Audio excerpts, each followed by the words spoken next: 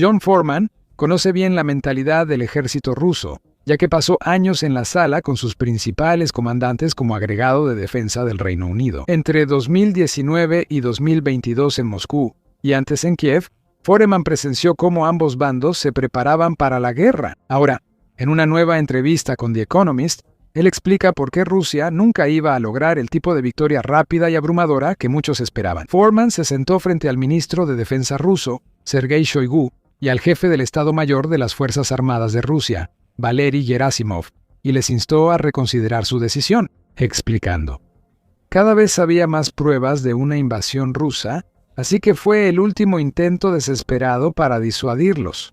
Él continuó: el objetivo era refutar sus argumentos y abordar el fondo del asunto diciéndoles: miren, si no invaden, lo cual sería algo malo para Europa, para Ucrania y para Rusia. Entonces hay cosas que podemos hacer bilateral y multilateralmente para estabilizar nuestras relaciones. Como ahora sabemos, los rusos no escucharon. No solo después de esa reunión, Putin dio la orden de invadir y el resto es historia. Pero mientras el resto del mundo observaba con miedo, esperando que Rusia aniquilara por completo a su enemigo y tomara vastas extensiones de Ucrania. En pocos días, Foreman supo que era poco probable que la guerra ocurriera así. Él tenía información privilegiada sobre la preparación militar de Rusia y describió la situación como un desastre total. Luego detalló varias razones específicas por las que Rusia fracasó. Razón 1. Subestimar al oponente en la guerra. Subestimar a tu oponente es uno de los peores errores que puedes cometer.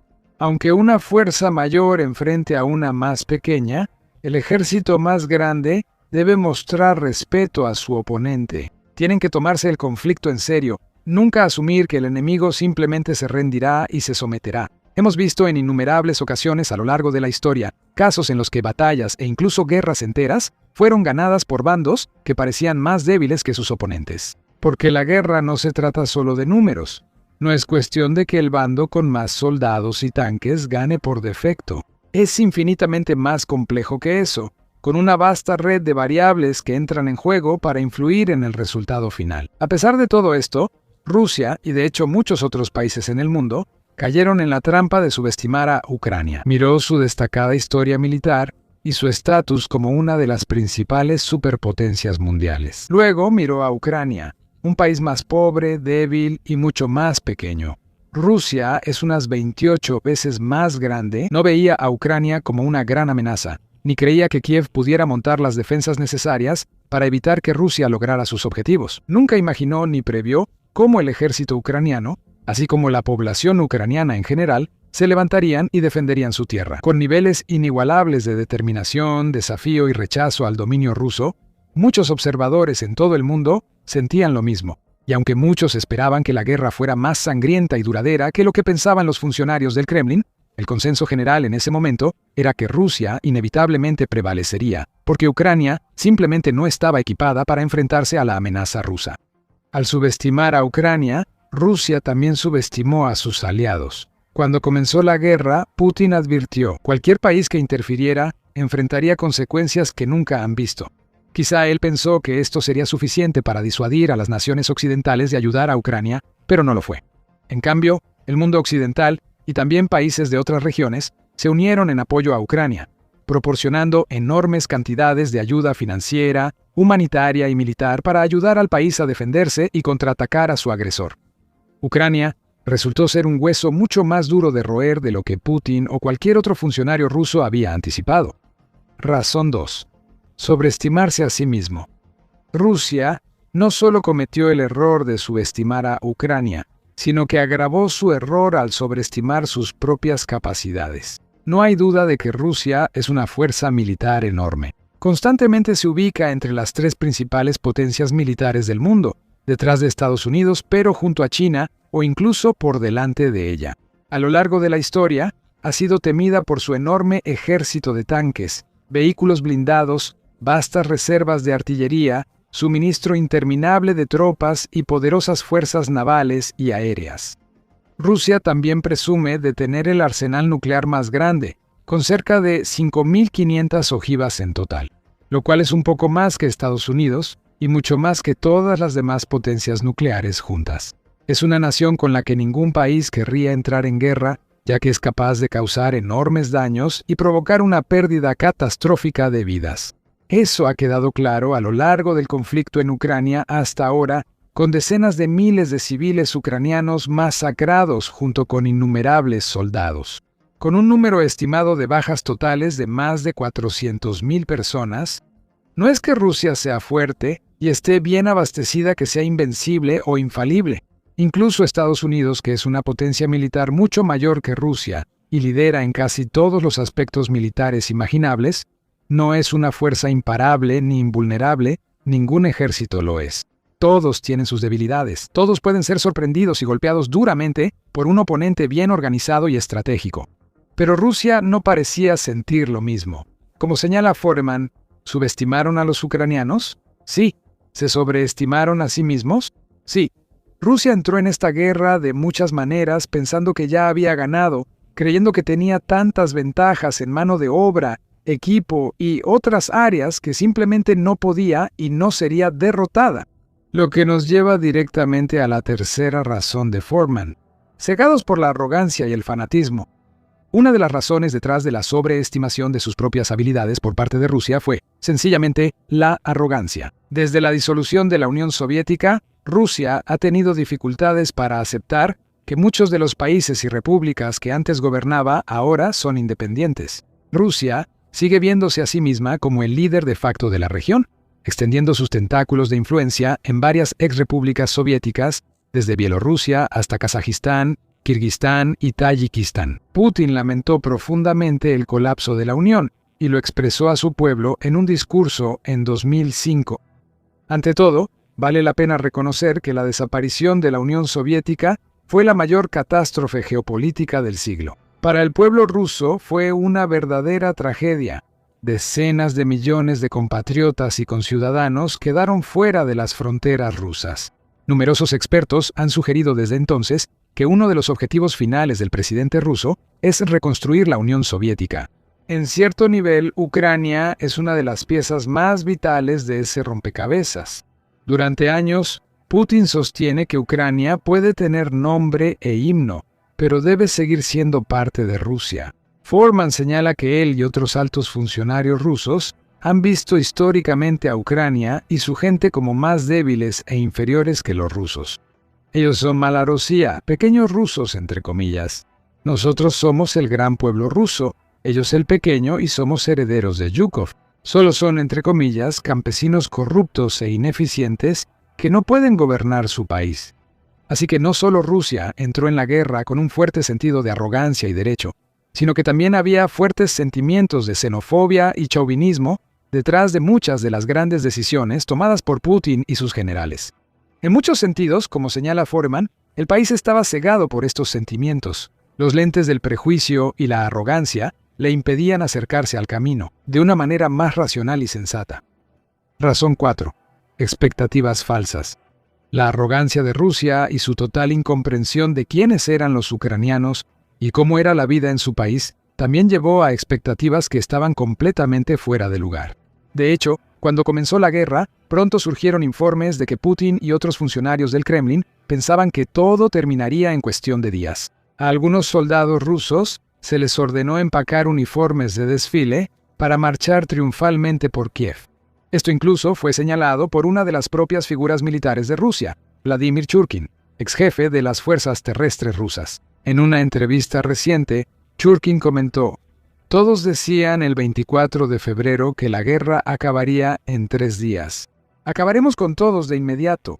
Calificarían negativamente a los servicios de inteligencia de Rusia, ya que las autoridades estatales recibieron información falsa, que el 70% de la población ucraniana estaba de nuestro lado y el 30% en contra resultó ser exactamente al revés. ¿A qué llevó eso? Ya lo sabemos. Literalmente, en la primera semana aprendimos una lección cruel. De hecho, muchos soldados rusos admitieron que habían ido a Ucrania esperando ser recibidos como héroes y libertadores. Pensaban que las mujeres y los niños ucranianos pobres se lanzarían a sus pies, agradeciéndoles por salvarles la vida de unos opresores tiránicos que simplemente no existían. Esperaban ser recibidos con flores y vítores, pero en su lugar recibieron balas y bombas. Y todo esto se conecta con las otras razones del colapso de Rusia que discutimos antes. porque las fuerzas del país entraron en la guerra con expectativas tan poco realistas. Naturalmente, se volvieron más arrogantes y confiados, sin imaginar lo que les aguardaba al cruzar la frontera internacional. Razón 5. Brechas de inteligencia. Una gran razón por la que Rusia tenía expectativas tan ridículas respecto a la guerra se debía a sus servicios de inteligencia, especialmente al Servicio Federal de Seguridad FSB, el sucesor moderno de la KGB soviética. A pesar de tener la reputación de ser una de las agencias de inteligencia más poderosas del mundo, el FSB evaluó mal la situación en Ucrania a gran escala. Según informes, algunos de sus agentes creían tan firmemente que la invasión rusa a Ucrania se desarrollaría sin problemas. Ya trabajaban en seleccionar casas seguras y alojamientos para el gobierno prorruso que planeaban instalar. Foreman explica que ya hicimos todo este trabajo. Luego el país colapsará, el liderazgo huirá, rodearemos al ejército de Donbass, los forzaremos a rendirse, pondremos un líder títere tipo Lukashenko, eliminaremos a los intelectuales ucranianos y a quienes se interpongan y después avanzaremos.